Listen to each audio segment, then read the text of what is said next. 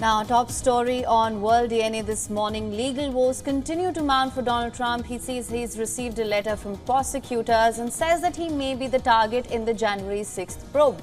For more details on this, we have with us Shivan. Shivan, over to you. Thanks, Aim. I'll take it from here. We're, of course, talking about Donald Trump and his continuing legal woes as they continue to mount on him. Now, the letter from the prosecutors is suggesting he is likely to be criminally indicted over the January 6th riot at the US Capitol. It was not immediately clear what charges Trump may face, and a target letter, let us make it clear to you, it does not always result in an indictment. But here's a look at the continuing legal woes of the former US president. Now, let's take you back to the events of January 6th in 2021, just before the Capitol attack. Trump delivered a fiery speech urging the crowd to fight like hell.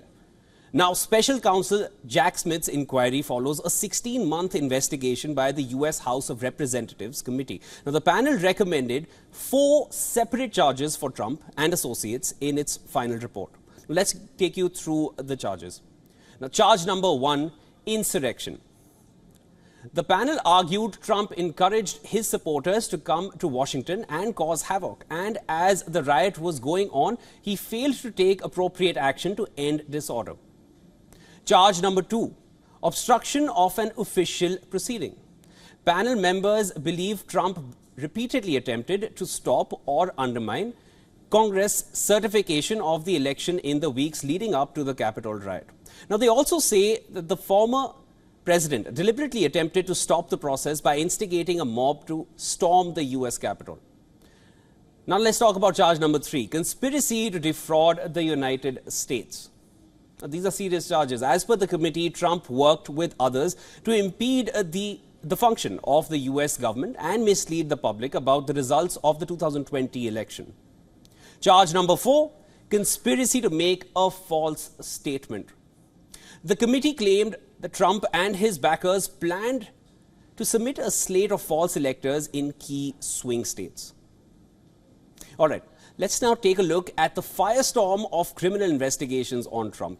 First, the classified documents case, which has been in the news very recently as well. Trump is accused of endangering national security by holding on to top secret nuclear and defense documents even after leaving the White House. Now, according to the indictment, the former US president thwarted official efforts to retrieve the secret documents from his Florida residence. Trump is charged with 31 counts of willful retention of national defense information, each punishable by up to 10 years in prison.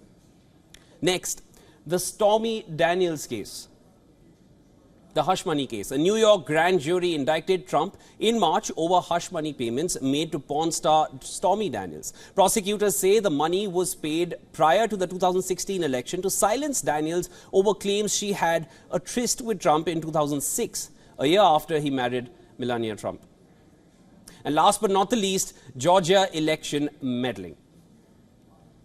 Trump is also being investigated for pressuring officials in the southern state of Georgia to overturn Biden's 2020 election victory. Now, as per reports, in a taped phone call, Trump asked the then Secretary of State to find enough votes to reverse the result. For more on this, our correspondent Susan Tehrani has more.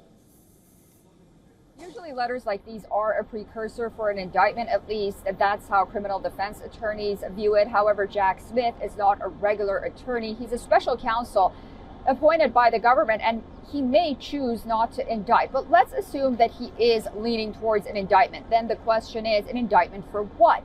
Is it the speech the former president gave on January 6th? Well, a lot of legal experts believe that that speech is protected by the First Amendment of the U.S. Constitution.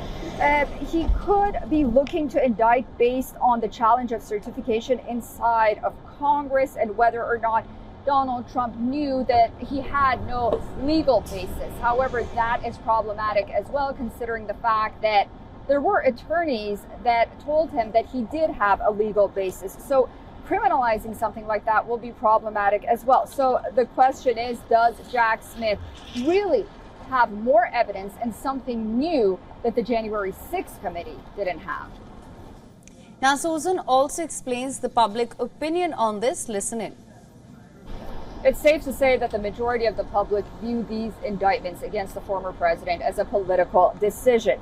And to many people, it appears that the DOJ will just continue with these indictments until the polls are open in 2024. And finally, a decision is made against the former president. Special counsel Jack Smith has a big task of trying to change that perception and offering something to the public where people will say, oh, okay, so this is a very important case. There are legal bases against the former president, and this is just not a political ploy by his opponents. In any other case, Donald Trump will continue to exceed in polls, at least among his supporters.